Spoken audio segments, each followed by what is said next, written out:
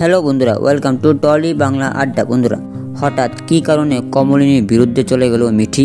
প্রকাশ্যে নতুন প্রোমো কী দেখানো হয়েছে সে প্রোমো ভিডিওতে, সেটা জানাবার আগে তোমাদের সকলকে বলছি, এরকম এক্সক্লুসিভ নিউজ ভিডিওর জন্য টলি বাংলা আড্ডা চ্যানেলকে সাবস্ক্রাইব করে পাশে থাকা বেল আইকনটি প্রেস করে রাখো। তাদের বন্ধুরা জানার সম্পূর্ণ ভিডিওটি বিস্তারিত কী দেখানো হয়েছে নতুন প্রোমোতে। বন্ধুরা, বর্তমান সময়ে দাঁড়িয়ে স্টার জলসার জনপ্রিয় ধারাবাহিকগুলোর অন্যতম একটি হলো চিরসখী।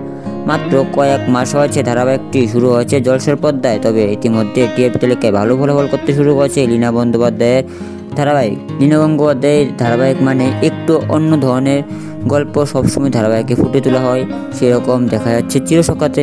এসবের মধ্যে ধারাবাহিকের নতুন প্রোমো সদ্য প্রকাশ্যে আছে। সে প্রোমো ভিডিওতে প্রথমে কমলিনীকে বলতে শোনা যায়, দেখো আমি অ্যাওয়ার্ড পাওয়ায় মিঠি খুব খুশি হবে।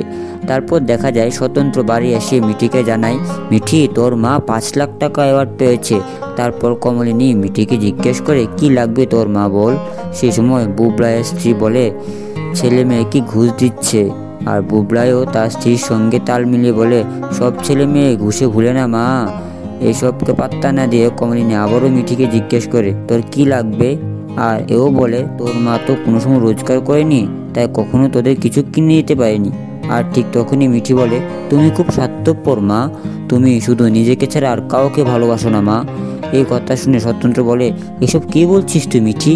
এরপর মিঠি স্বতন্ত্রকে বলে, প্লিজ নতুন কাকু, আমাদের মা মেয়ের মধ্যে তুমি সবসময় ঢুকে পড়ো না তো। আর এখানেই শেষ হয় প্রোমো। তার বন্ধুরা, কেমন লাগলো তোমাদের এই প্রোমো আপডেটটি অবশ্যই কমেন্টে জানিও। আর ভিডিওটি ভালো লাগলে লাইক করে চ্যানেলকে সাবস্ক্রাইব করে পাশে থাকা বেল আইকনটি প্রেস করে রাখো। তাহলে বন্ধুরা, আজকের মতো ভিডিওটি এখানে শেষ করলাম। আবারও নিয়ে আসবে এরকম এক্সক্লুসিভ নিউজ ভিডিও শুধুমাত্র টলি বাংলা চ্যানেলে। ধন্যবাদ।